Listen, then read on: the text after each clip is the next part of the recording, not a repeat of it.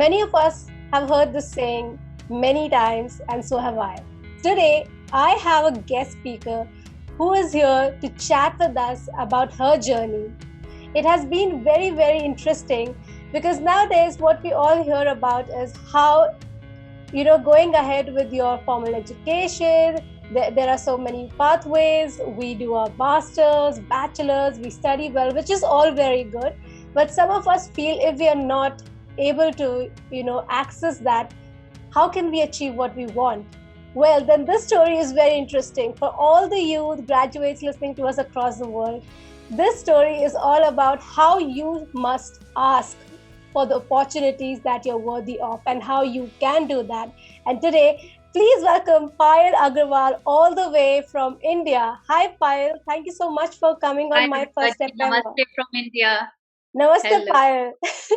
That is a very, very warm greeting that we have got from you today. Namaste. I feel so good. I'm from India as well. As Payal says, that some people are entrepreneurs by choice and some are by birth. But Payal would like to say that she became an entrepreneur by need. Her philosophy in life has always been give her lemons and she will make really good lemonades out of it. So Payal was always bitten by the tea bug much earlier in her life. She comes from Darjeeling, which is a hill station, a very lovely hill station in India, and that is one of the places where tea production takes place and very good quality, and they're exported all over the world. Although she doesn't come from a family of gardeners or tea specialists, but she developed a particular interest in tea, and now she runs a company or her own business where she sells tea leaves of different variety and still striving to create quality out of it. And the name of her company is Chayo. So, Payal, that's a very interesting name. Are you able to take our listeners through that? How was your childhood and who was your biggest inspiration back then? Thank you, Ishani, for your question. See, childhood, in our times back then, I mean, I'm not that ancient, but still, our times were different to what you youngsters go through today. So, I come from a very typical Marwari family where we did not have access to a lot of people. Internet those days was not there. I mean, in fact, we are those generations who actually saw DD channels, and then we saw I would say these different TV channels coming, and then the internet era. So internet and all these exposures were not there. Today you are sitting there in Australia, I'm sitting here in India. We're able to talk to each other. So when it comes to inspiration, our inspiration was all around us. Our mom, grandparents, whoever was there in our small vicinity that we could live with. So when I grew up in my childhood, I come from a very, very simple middle class family. So I've seen my mother, my grandmother, they used to all work in the house the whole day. And they would always hear that, okay, in some foreign lands, a woman also working, although we had not seen. So I would listen to them and aspire that, okay, someday I will make sure my mom would say, my daughter works as well. So those bits and bits are the inspiration. It's very difficult for me to say this particular anecdote was the moment that changed my life in childhood. No, it did not happen. So I would say the childhood was filled with inspiration, looking at whatever was around and learning the best that I could. And now I implement them in my life. That is a very strong start to anyone's life. The foundation plays such a big role. And I think our parents play a very, very big role in how we are shaped, even the kind of surroundings that we have, as you mentioned about your vicinity. I'm sure you had inspiration growing through since then. That's why you had that fire somewhere. Something was there in your conscious that you would want to achieve that in the long run. Having said that, Payal, as we're talking about the formal education and you really wanted to have that, so from there, let's take a leap to when you were in late teens. That's where I wanted to understand. So you did your schooling, and with your late teens, what happened then? What profession were you in? Did you start working just after your grade 12, or did you pursue your bachelor's after that? So, Ishani, I wasn't one of those lucky few to get into college. So, I never saw doors to a college in my life. I just did my plus two, and that's all the education that I've had in terms of formal education, when you say, in my life. So college is not there in my dictionary. But when you talk about the changes that happens in the teens, see, internet had just come in, so there was those cyber booth. Go and Google or read something, because libraries were there. We would read the books, and I was a voracious reader, and I was very fond of studying. And the education also, I definitely didn't want my education to stop there, because I was a topper in my class 10 and 12. But then what has to happen, because that's how life shapes you. So as I said, those were the internet cafes where we could actually go, and the internet would be very slow, but we could learn. So I always made sure that, given any opportunity between, let's say, an hour of going and watching maybe a theater or a show or a movie, or maybe given some pocket money, I would actually go and spend it in that cyber cafe and read out of a library and buy a book for myself. So that is how I tried and shaped my teenage. Now, another very important thing that happened with me in my teenage was, I wasn't even 18 when I got married. So I would say I got married in my teenage itself. And I was a mom at 19. So, I was a mother at my teenage. Wow. So that itself was a big, big change in my life, because a lot to learn. Coming to your question, what did I pursue in terms of my career? So definitely, I did not have any formal degree. So it's not that because I studied finance, I would go and try to do something in finance, no, or maybe some other stream. But that wasn't the case. Yet I always wanted to learn, because I wanted to make sure that if I stay updated and upgraded, I would be able to set an example to my child, or teach him and grow him further. As we say that the best learning is from your house, so that was the time when I was a mother, and I actually started with my own school. So I started with a play school to begin with, because while I was growing as a mother, learning motherhood better, experiencing motherhood, there were other mothers whose children would come to my school, and that's how the learnings began. But that school did not teach me only this. It taught me administration, it taught me management. How do you manage an organization? Because I definitely was not the only one teaching there. I had teachers, I had other peon employees, there was accounts to be handled.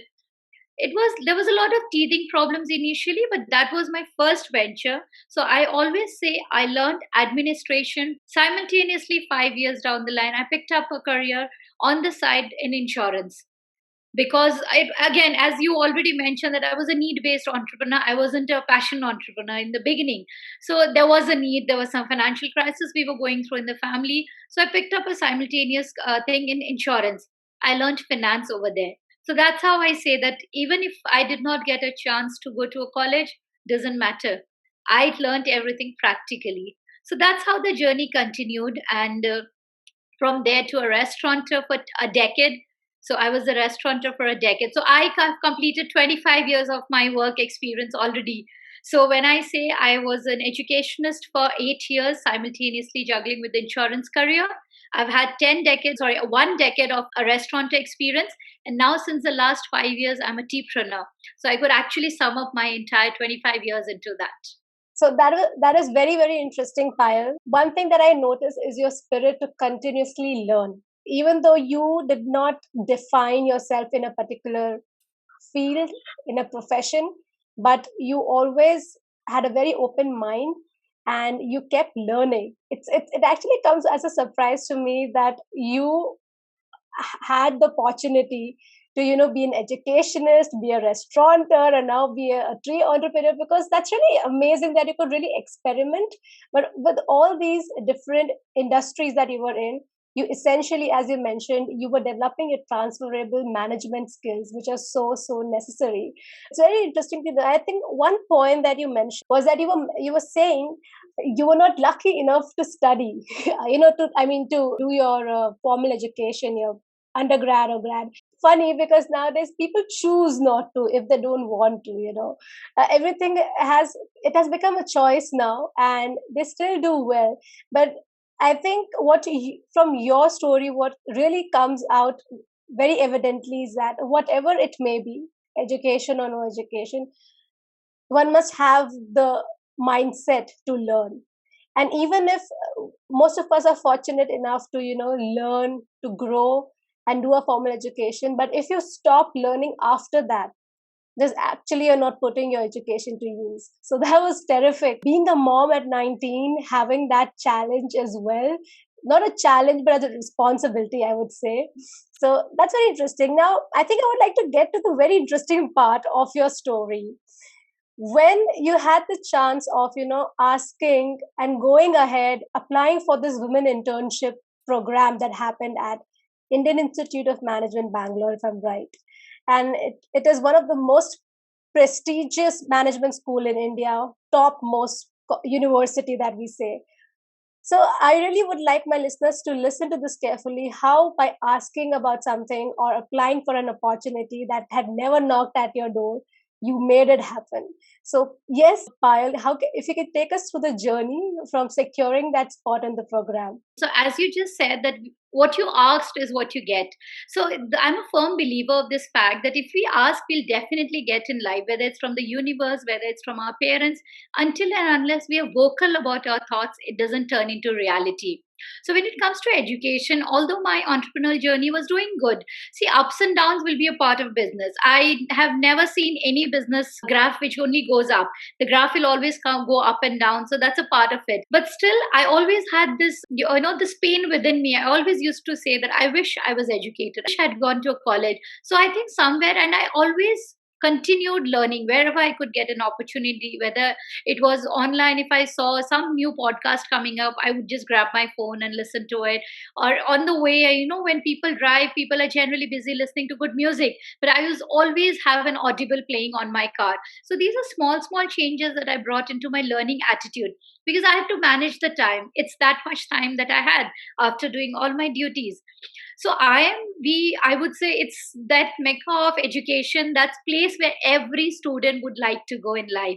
So for me, it so happened when I shifted actually from my hometown to Delhi NCR, I did not know anybody here. I was like a complete stranger. I packed my bags and I shifted from a small town to a big metro city. So it was like from a pond to an ocean story, I would say, for me. And I did not know anybody. So what would I do? I would just look at different events that were happening around. So on Facebook, on Meetup, on different things, we get see different events happening. So I would just land up in the event, trying to find a space for myself in this metro city.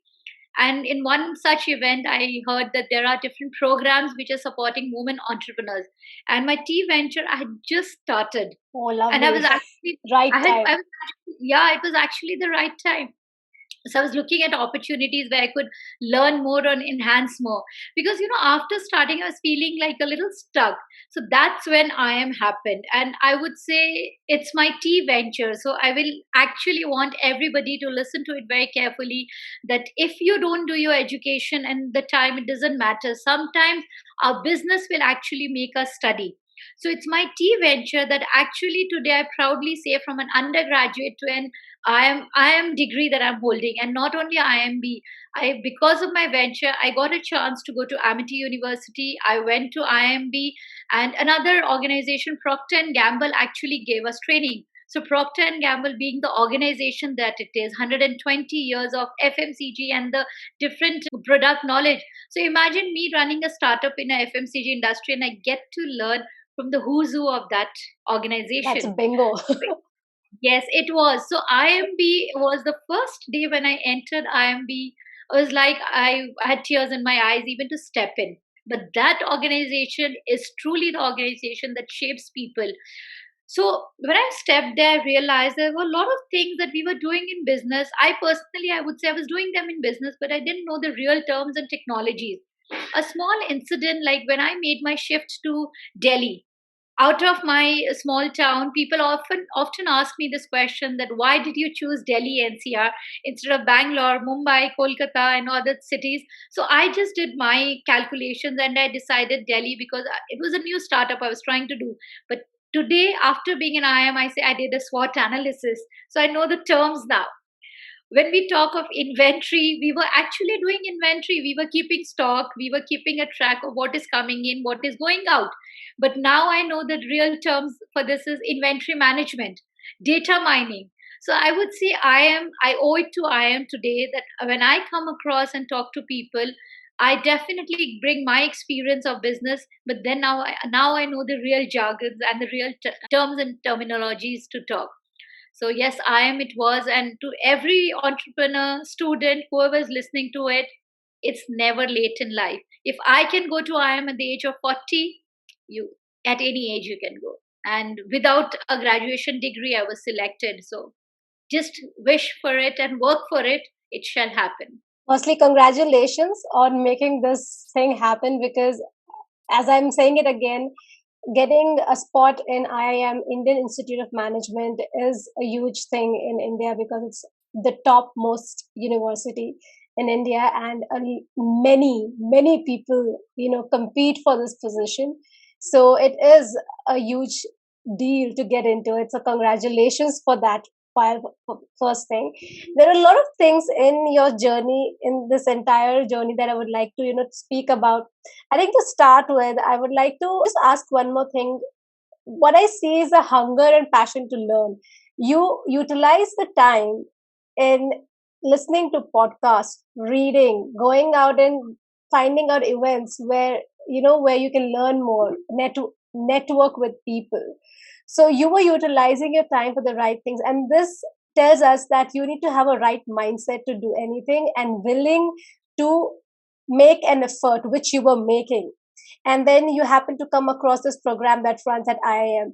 I just wanted to ask you, how did you make that ask over there? Because as I also know, and you also know, it's a very competitive thing out there. You need to go through multiple round of interviews or application process. How did that happen, and how did you get the spot? As I'm really interested to know. So this was a special program that was actually run for women entrepreneurs. And what happened is we had to definitely apply. See, competition is everywhere. There's no freebie in this world, and there's nothing that comes easy. It might look very easy after we do it, and once we have it, any business deal, it's like that. It looks very easy after we do crack it, but it's very difficult in the beginning. And yes, definitely it was difficult.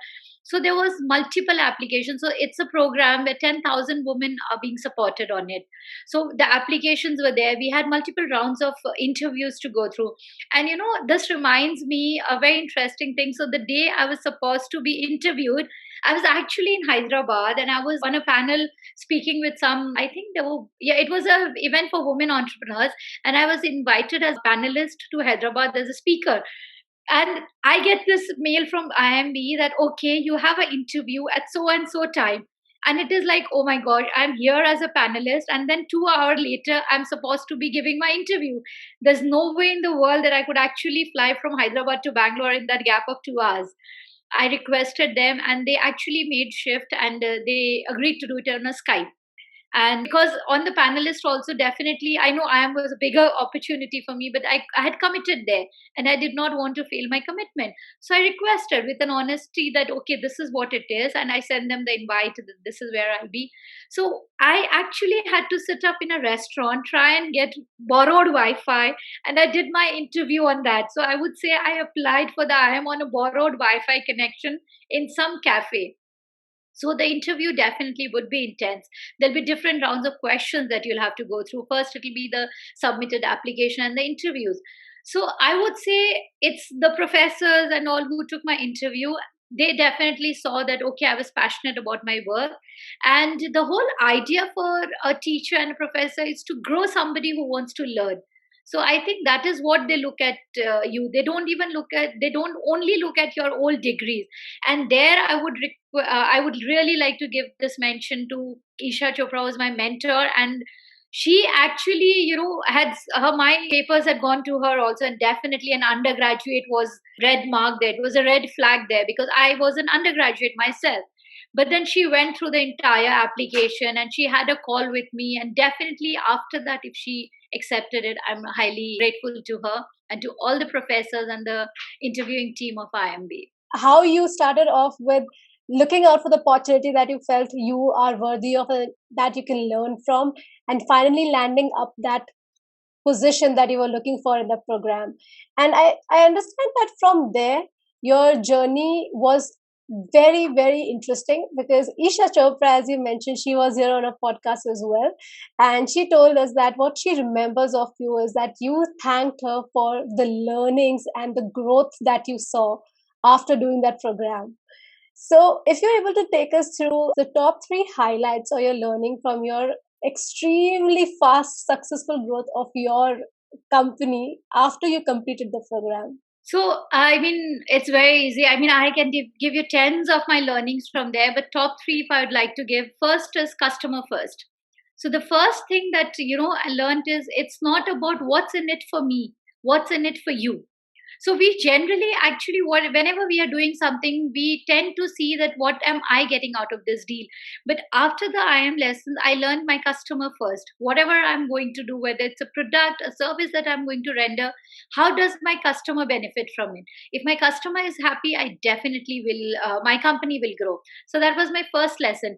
The second in that was, give it your best shot every time you do. So when we are developing products, when we are doing something new, we need to make sure that every time we are trying to do it, we do it with that 100% authenticity and with 100% dedication that we did it the first time when we were given an opportunity. Because sometimes we entrepreneurs, when we are on the journey of success, we kind of get complacent. We start accepting that, oh, this to be our right. If we get something, we get very complacent and very comfortable in our skin, and we start feeling that, oh, I've got it and it's going to be here forever. Nothing is permanent in life. So we need to make sure every time we work hard for it and give it the best shot for it to continue. And third most important thing that I would like to say is we need to plan. So I would always run pillar to post and try to juggle and do everything myself.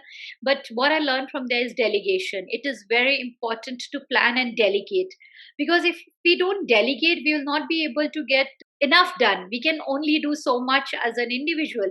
So this has been my weakest point forever, and I still am not the best at it. I'm still trying to work on myself on it. But these are my three top learnings, which I said. The team, definitely we need to build up a team. Without the team, no company grows. So these are my top three takeaways. Those are very, very intriguing takeaways, Payal, and I think a very heartfelt one. All these things are definitely taught to us in different ways in our formal education, but only once you apply, you fail at it, and you learn on your own. That's when you will always remember them. So those are some really amazing tips. And Payal, thank you so much for taking us through your journey. I had really, it was in some way an eye-opening journey for me as well today. So well, I can just see your passion coming through of just learning and ever just keep on learning.